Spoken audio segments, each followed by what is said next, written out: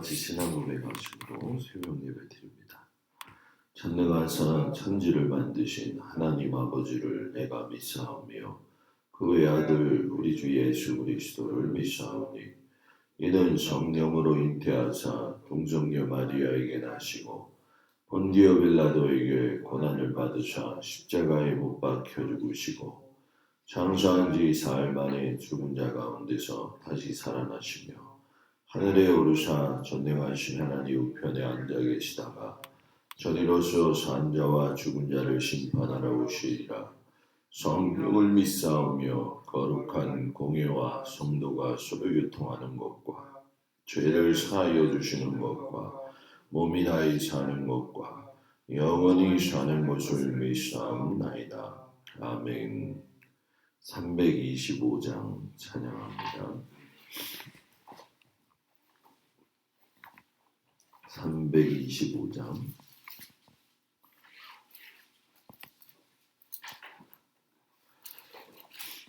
예수가 함께 계시니 시험이 오나 겁없네. 기쁨의 근원 되시는 예수를 위해 삽시다. 날마다 주를 섬기며 언제나 주를 기리고 그 사랑 안에 살면서 딴 길로 가지 맙시다. 이 세상 사는 동안에 주 이름 전파하면서 무한한 복락 주시는 예수를 위해 삽시다. 날마다 주를 섬기며 언제나 주를 기리고 그 사랑 안에 살면서 딴 길로 가지 맙시다. 이 세상 친구 없어도 예수는 나의 친구니 우리 한 일을 버리고 예수를 위해 삽시다. 날마다 주를 섬기며 언제나 주를 기리고 그 사랑 안에 살면서 딴 길로 가지 맙시다. 주께서 심판하실 때 잘했다 칭찬하리니 이러한 상급 받도록 예수를 위해 삽시다.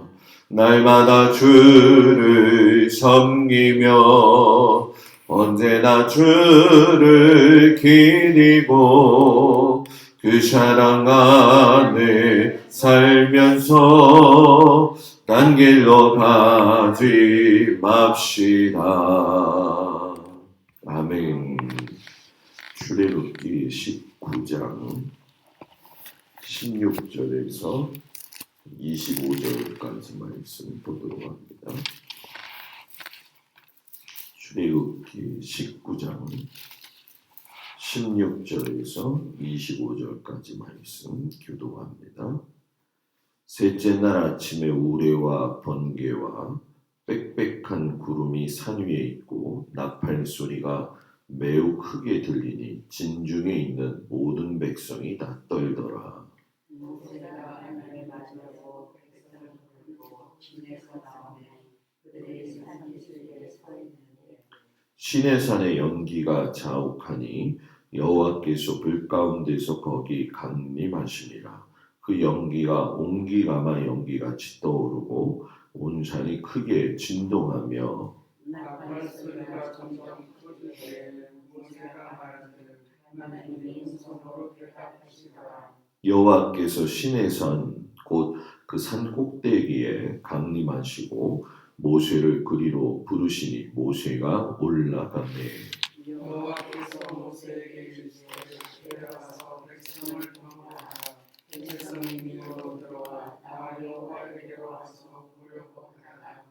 많이 죽을까 하노라. 또 여호와에게 가까이 하는 제사장들에게 그 몸을 성결히 하게 하라. 나 여호와가 그들을 칠까 하노라. 모세가 여호와께 아뢰되 주께서 우리에게 명령하여 주시기를 산 주위에 경계를 세워 산을 거룩하게 하라 하셨사온즉 백성 시신의 산을 오르지 못하리이다.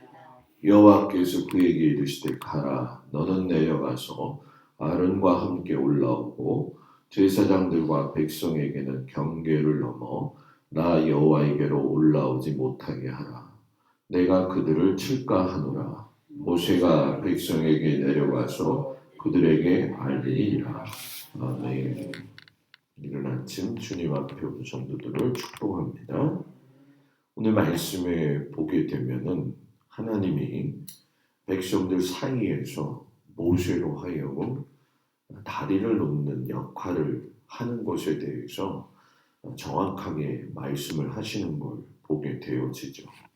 왜 하나님이 모세에게 그러한 일들을 갖다가 시키셨을까? 그것이 오늘 말씀이 주는 큰 의미가 되겠습니다. 구약 성경에 보게 되면 불과 연기 가운데에서 하나님이 나타나시는 모습을 종종 보곤 합니다. 그런 걸 보니까 이 불과 연기가 하나님의 현현하심의 수단이다라고 하는 것을 우리가 보게 되죠. 하나님께서 특별히 시내 산은 하나님의 산으로서 불림받게 하셨는데 그 산 꼭대기에 우레, 또 번개, 나팔소리, 빽빽한 구름이 전부 다 등장하는 것을 보게 돼요. 그런데 이 말씀을 자세히 살펴보게 되면 시내산의 여러 가지의 모습으로 임재하신 그 하나님의 모습을 모세 혼자만 경험한 것이 아니라 이제는 그걸 넘어서서 이스라엘 백성들로 하여금 모세와 더불어서 하나님이 대화하시는 것을 공증하듯이 보여주시더라는 얘기죠. 그럼 왜 하나님께서 지나간 모세를 부르셨을 때 독대하신 거하고는 다르게 왜 많은 사람들 앞에서 나타나셔가지고 그렇게 자신을 보이셨을까? 거기에는 분명한 목적이 있다라는 얘기죠. 그것은 하나님이 모세를 중재자로 세우셨다는 것을 이스라엘 백성들로 하여금 영영이 믿게 하시기 위함이었다라는 얘기예요. 여기서 믿게 했다. 모세가 나하고 더불어 대화하는 중재자, 다리 역할하는 사람이야. 이거 믿어 라고 했을 때 믿었다라고 하는 것은 삼위일체 되신 아버지 하나님을 믿는 믿음을 의미하는 건 아니에요. 여기서 이 믿었다, 믿다라고 하는 의미는 하나님과 백성 사이에서 신뢰할 수 있는 중재자로서 다리 역할하는 사람이다. 이걸 믿어라. 이런 뜻이죠. 그러니까 하나님께서 인정받을 수 있도록 배려해 주시도록 믿게 한 것이다. 이렇게 생각하면 될 것 같아요. 그러니까 여기서 우리가 볼 수 있는 것은 이제 하나님이 모세를 부르셨을 때에 소명감을 주신 것과 그 소명감을 가지고 일을 할 때에 중재자로서의 하나님이 주시는 권위를 사람들에게 세워 주시는 거죠. 그래서 이 말씀 이후에 보게 되면 이제 내일 말씀에 보면 나오지만 십계명 뭐 이런 등장하거든요. 십계명 말씀, 성막이 세워지는 말씀 이런 것들의 전반적인 모든 내용들을 갖다가 산 위에 계신 하늘에 계신 하나님과 산 아래에 있는 이스라엘 백성들 사이에서 유일하고 합법적인 통로로서의 연결 역할을 모세가 감당하게 되어지는 거죠. 저도 그렇고 여러분들도 그렇고 하나님의 부름 이후에는 하나님이 세워주신 고유한 성도라고 하는 귀한 이름이 있죠. 이 이름에는 그만큼의 모세가 부름받았던 중차대한 역할이 있는 것처럼 세상 사람이 되어졌던 많은 사람들한테 하나님의 사람으로서의 삶을 보여줘야 된다는 것을 암시하고 있는 아주 귀중한 말씀이 되어지고 또 목회자들에게는 하나님께서 주신 권위에 대한 것을 말씀해 주시는 아주 중요한 부분이 되어지죠. 그런데 이 말씀을 하시는 오늘 내용을 보게 되면 어저께도 강조하셨는데 오늘도 또 강조하셔요. 그게 뭐냐면 하나님과 사람 사이에는 절대 넘으면 안 되는 구분선이 있다라고 이야기를 하시죠. 그래서 하나님이 백성들이 함부로 하나님과 모세가 이야기하는 모습을 보면서 마치 구경하듯이 구경꾼으로서 다가서다가 죽지 않도록 조치를 취해라 라고 하시면서 모세에게 어제 말씀에도 그렇고 오늘 말씀에도 그렇고 여러 번 명령을 하셔요. 왜 그러셨을까? 모세가 이미 산 주위에 경계선을 정하고 백성이 넘어서지 못하게 했다고 말씀드렸는데도 또 내려가서 한 번 더 단속해라. 한 번 더 단속해라. 여기에 대한 반복적인 하나님의 강조하심에는 하나님의 엄숙한 경고가 있기도 하고 또 이 경고 뒤에는 하나님과 사람 사이에 지켜야 될 분명한 선이 있다는 것을 보게 하시죠. 그래서 이렇게 주변을 보게 되면 하나님이 산 주위에 경계를 세워서 산을 먼저 거룩하게 하라라고 이야기를 하셔요. 이상하죠? 구분선을 놓기도 하고 산에 경계를 세웠을 때 산 주위도 거룩하게 해라. 이중적인 의미가 담겨져 있죠. 하나는 이스라엘 백성이 스스로 겸비해서 하나님의 거룩한 영역에 침범하지 않도록 너희가 조심해야 된다. 그러니까 너희가 스스로 그러니까 하나님과 나와의 관계 속에서 지켜야 될 선이 있다는 걸 스스로 알게 하셨다는 거예요. 그러니까 이 얘기는 하나님 앞에 내가 어떠한 존재인지를 알아야 된다는 거죠. 인생들의 가장 큰 실수는 하나님의 존재를 피상적으로 알거나 자기가 가진 경험 안에서만.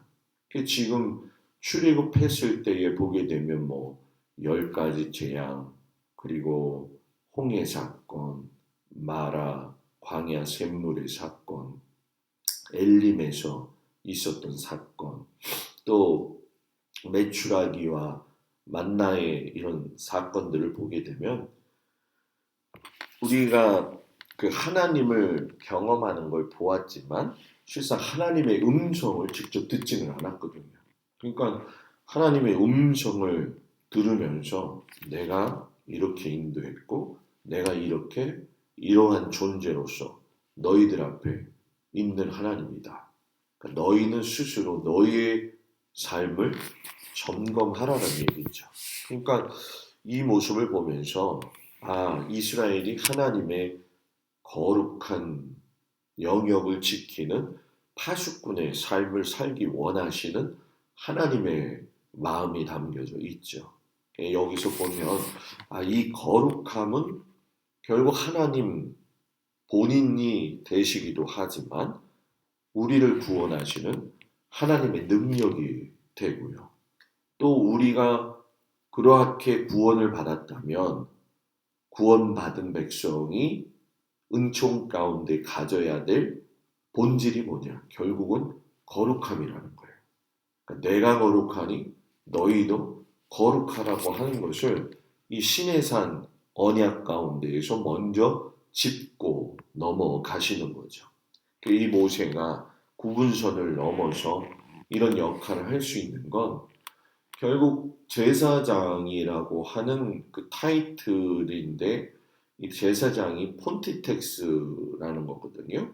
이 폰티텍스는 다리를 놓는 사람이라는 뜻이에요.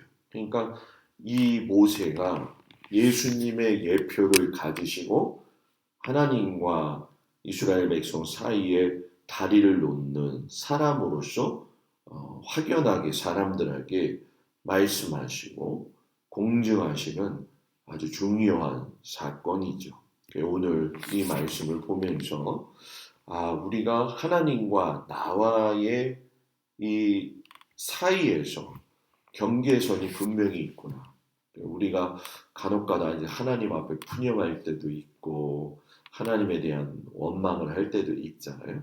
하나님은 사람의 원망과 푸념 가운데서 존재하시는 분이 아니라 사람의 모든 것을 움직이시는 전지전능하신 아버지 하나님이라는 것을 깊이 깨달으면서 본질이신 거룩함, 그 거룩함에 맞추어서 내가 거룩한 삶으로 살아가는 것이 우리에게 하나님께서 원하시는 아주 중요한 삶의 모습이다라고 하는 것을 깨달으면서 두려움과 떨림으로 하나님 앞에 마음을 정결하게 하면서 설 수 있고 살 수 있는 그런 믿음의 삶을 우리가 살아야 될 줄 믿습니다.